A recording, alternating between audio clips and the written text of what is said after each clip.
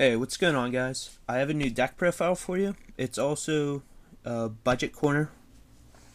For those that don't know, a budget corner is a build that people can use and they can build it for. I don't have a set amount, but let's say like under $200. There's plenty of decks out there, but this one's really, really cheap, and it got really, really good because of the ban list that we just got. So I am going to show you my gadget deck. Starting with the monsters. Once again, well, just to say this again, this is budget corner. If you want to build, a better gadget deck, then you'll have to drop some extra money, which I will be telling you what you can do if you want to make the transition. But let's get started. 3 green, 3 red, 3 yellow, 2 Cyber Dragon. Like I said, the new ban list helped this stack out a whole lot. Cyber at 2 was a very, very big move. Just for like any deck in general, I feel Cyber's a really healthy card. He's pretty much there just to hit like bottomless and things of that sort. But he's a good beater, so why not use him? 2 Cybers. This is a choice of mine. I didn't really see anyone else using it, but 2 Arabellums. I'm using this card just because I want to help control the game. I'm already controlling the game with Smashing Ground, Fissure, Book of Moon, and all that, which I will be getting to, but I also can control the hand, and I can also Synchro Summon, so why not? That's kind of an odd choice, but it has been working well for me. Try it out, let me know. But let's continue. Spirit Reaper. The only bad matchup with this is Gladiator Beast, but besides that, you're fine. Plus, with all the protection you're using, it's not really gonna backfire as much as you think. So it's a wall, it's a discarder, just with Airbellum, so. The next card, Blackwing Gale. Just amazing. A monster with a shrink effect, why not use him? You can also Synchro Summon, he is a tuner, so.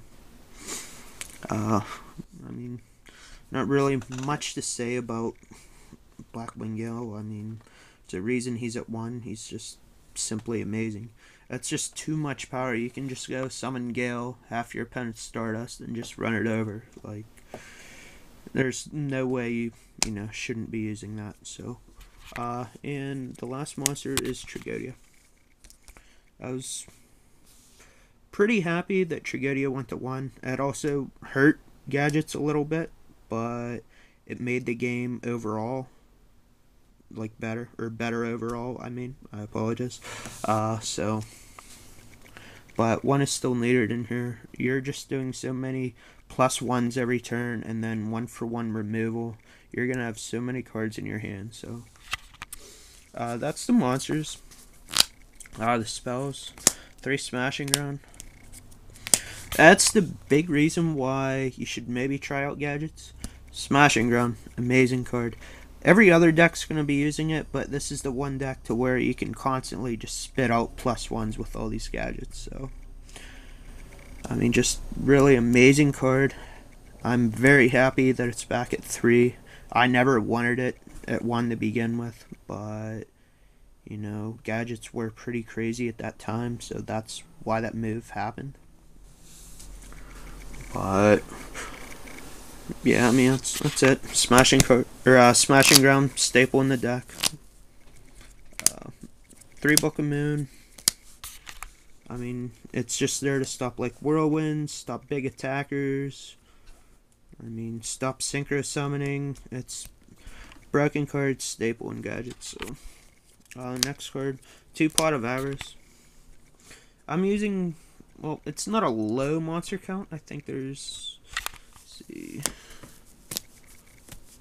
4, 5, 6, 7. I'm using 16. Yeah, 16 monsters.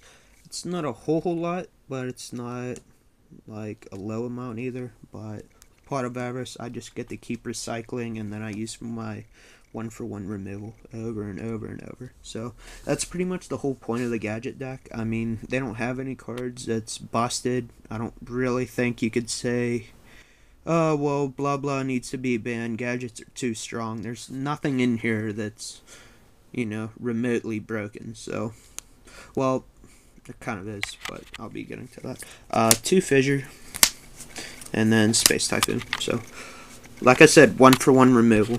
Just over and over and over. That's the entire deck.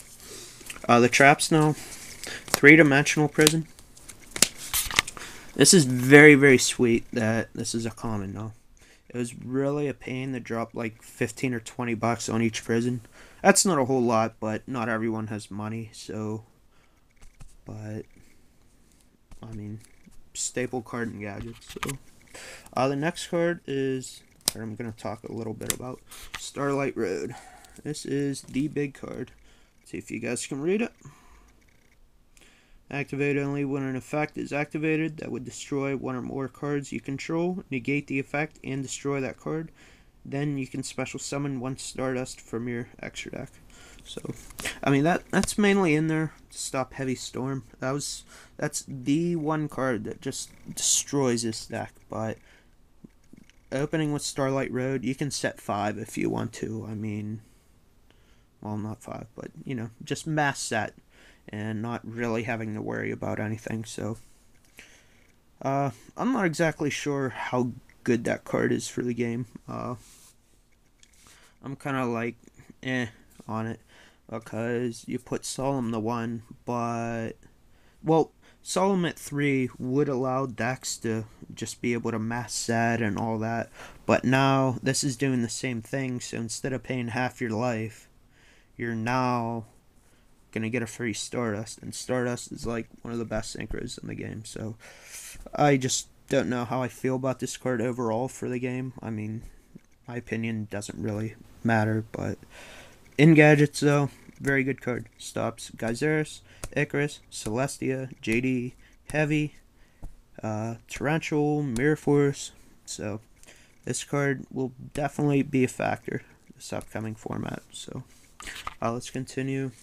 2 Bottomless, Basic Removal, 2 Trap Hole, 1 Oppression.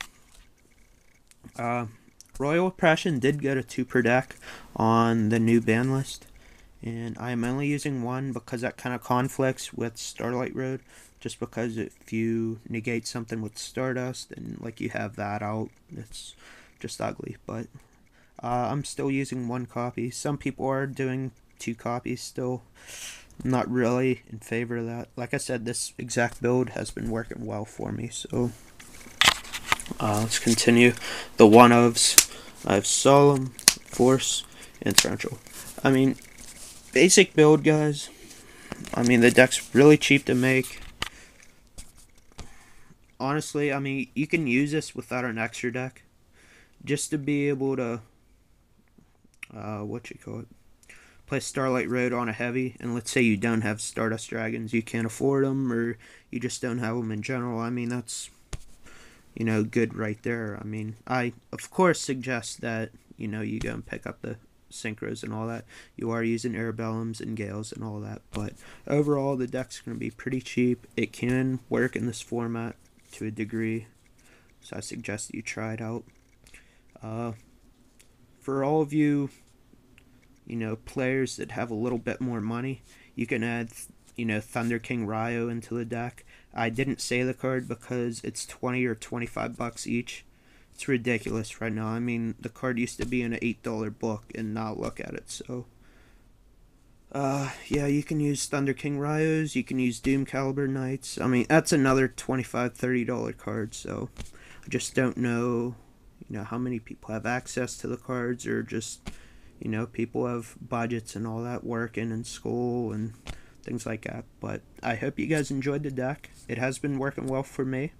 Try it out. Hopefully it goes well for you. Rate, comment, subscribe, and I should have a few more budget decks coming up.